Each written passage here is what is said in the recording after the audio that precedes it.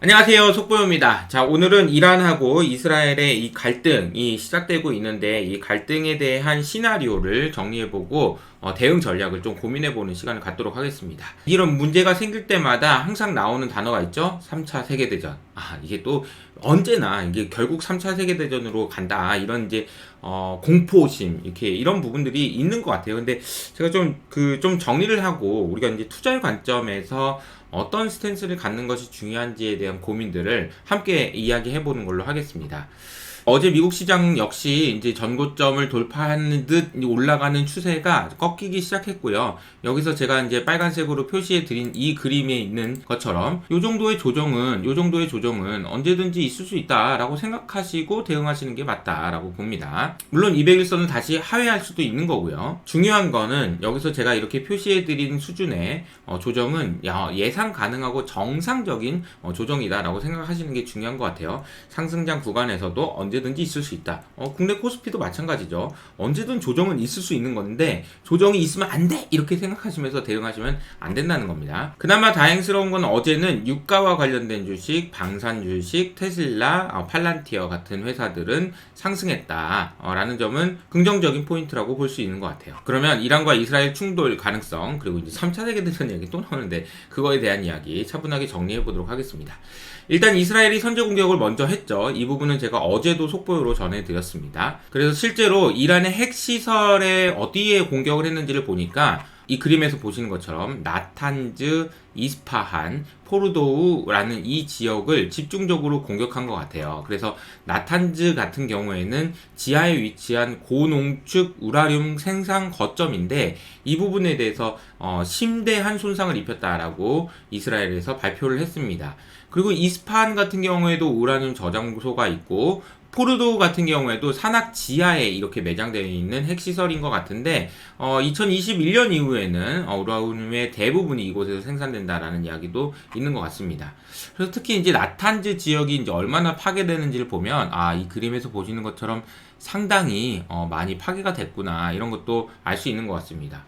그러니까 즉 이란 농축 능력의 심장부에 물리적인 피해를 줬다라고 볼 수 있다는 거죠. 반대로 이제 이란에서도 이스라엘을 공격하기 시작했는데요. 미사일 한 100발 정도를 본토에 두 차례에 걸쳐서 발사했는데 부상자가 35명 정도 나왔다라고 얘기하고요. 민간 지역 직접 공격한 거는 23년 이후 처음이다. 그러면서 이스라엘에서는 이란이 민간 도시에 미사일을 발사했어? 이건 레드라인 넘었어. 이거 니네 안 돼. 이제 한번 해봐? 이런 이제 분위기로 상황이 더 악화되고 있는 상황인 것 같습니다. 그럼 향후에 이제 어떤 일정들이 있는지를 생각해 봐야 될 것 같은데, 일단은 주말 동안에는요, 이스라엘이 추가로 공습할 가능성이 크다. 아까 말씀드렸던 곳 포르도우나 파르친 같은 곳에 추가적으로 타격할 것 같다. 두세 차례 정도의 공습 가능성은 있다라고 생각을 해야 될 것 같고요. 또 반대로 이제 이란에서도 미사일이나 드론 같이 2차 보복을 이스라엘에게 할 가능성이 있다라고 보셔야 될 것 같습니다.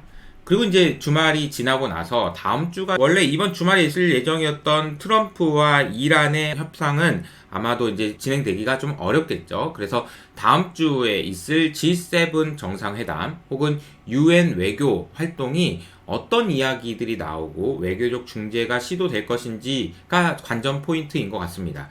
특히 이제 트럼프의 스탠스가 모호합니다. 야, 너 이거 이스라엘이 공격하는 거 허락해 준 거야? 아니, 그건 아니야. 근데 그러면 너 몰랐어? 아니, 알긴 했어. 이런 이제 분위기이거든요. 그래서 트럼프 캠프가 공식적으로 어떤 스탠스를 갖는지에 대한 부분도 체크해 보실 필요가 있는 것 같습니다. 그리고 하필이면은 다음 주에 FOMC 회의가 있는데 사실 실질적으로 만약에 이란과 이스라엘의 갈등이 3차 세계대전으로 확장되지만 않는다면 이 부분이 시장에 미치는 영향은 결국 유가에 영향을 줘서 유가가 인플레이션에 영향을 주고 그래서 FOMC 회의에서도 이거 파월이 물가 때문에 금리 못 내릴 것 같은데요 라고 얘기하지 않는지 이런 부분들이 이제 투자의 관점에서는 좀 중요할 것 같다라고 생각이 됩니다. 그리고 이제 뉴스를 찾다 보니까 이게 좀 가짜 뉴스들이 정말 많더라고요. 그래서 가짜 뉴스인지 아닌지를 확인하는 것도 어려운데, 이 내용을 소개해드리기 전에 먼저 여러분들에게 말씀드릴 거는, 제가 설명한 것도 의심을 가지고 좀 보실 필요는 있겠다라는 생각이 듭니다. 우선은 이제 챗GPT를 통해서 최대한 중립적으로, 너 이스라엘 편 드는 것 같은데 아니야 중립적으로 다시 한번 해봐, 이렇게 얘기하면서 최대한 중립적으로 객관적으로 정리한 내용들만 소개를 해드리면, 우선은 파키스탄이 이란을 지원할 준비가 돼 있다. 그래서 이제 파키스탄 전투기가 이란을 지원하고 있다. 뭐 이런 이야기가 나왔습니다. 이거는 이란에서 이야기한 거죠. 그런데 실제로 지지한 거는 맞다. 그런데 전투기를 파견했다? 이거는 아직 확인된 게 없다라는 거죠.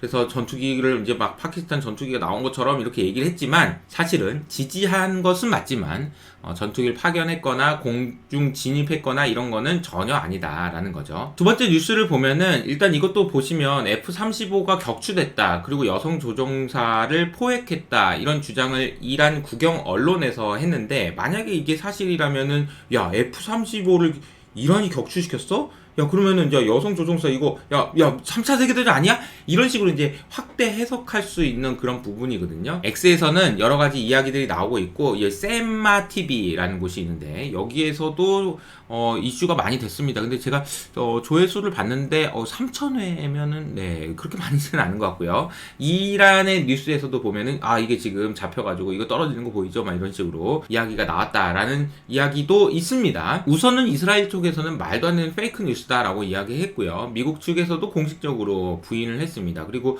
독립적인 증거가 있냐? 옛날 사진을 갖다가 했다. 뭐 이런 이야기들도 나오고 있는 것 같아서, 아직까지는 이게 물론 나중에는 사실이라고 확인될 수도 있겠지만 아직까지는 사실이 아닌 것이라고 보는 게 맞는 것 같습니다.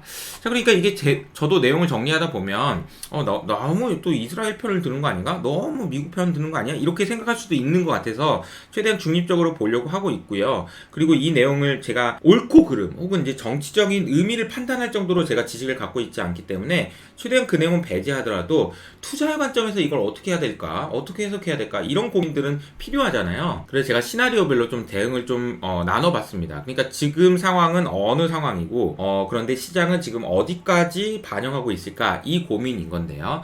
첫 번째로는 지금 제한적으로 충돌되고 어느 정도 외교적인 노력들이 반영되면서 최악의 상황으로는 가지 않는 그런 상황에 대해서 시장이 반영하고 있는 것 같습니다. 물론 이조차도 한 60% 정도 반영된 것 같아요.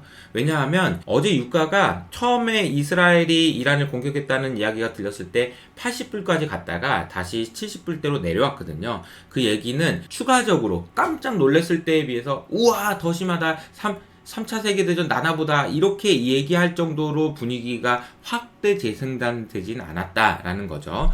두 번째로는 이 부분이 좀 더 확산되게 된다면은 호르무즈 해협을 봉쇄한다든지 해상에서 또 충돌한다든지 이런 리스크가 생길 수도 있을 것 같습니다.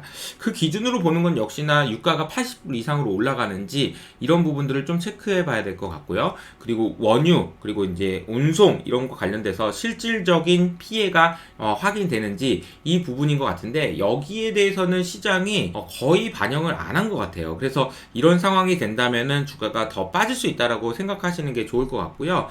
세 번째로 전면전이 온다, 미국이 개입한다, 혹은 중동 전체가 3차 세계대전으로 간다, 이럴 가능성이 없진 않겠죠. 그런데 그 가능성에 대해서 우리가 지금 반영을 해가지고 투자할 때 고려를 해야 되냐라고 생각해보면 물론 1%, 2%의 가능성이 있겠죠. 그럴 가능성에 대비하시고 싶으신 분은 대비하셔도 되지만, 아직까지 이렇게까지 갈 거라고 생각하고 대비하는 것은 그렇게까지 할 필요가 있을까? 이런 고민은 좀 든다. 이렇게 정리해서 말씀드리겠습니다. 자, 이란과 이스라엘의 갈등, 그리고 이것이 미국으로 혹은 러시아로 이렇게 확장되면서 3차 세계대전이 일어나고 다 세상이 망하고 이런 가능성 있죠. 있죠. 당연히 있습니다. 그런데 우리는 그 과정에서도 투자를 이어가야 되기 때문에 그 중간 어딘가에 있는 확률, 그리고 그것이 과연 시장에 어디까지 반영되어 있는지에 대해서 끊임없이 고민하고 해석하는 것이 필요한 것 같습니다.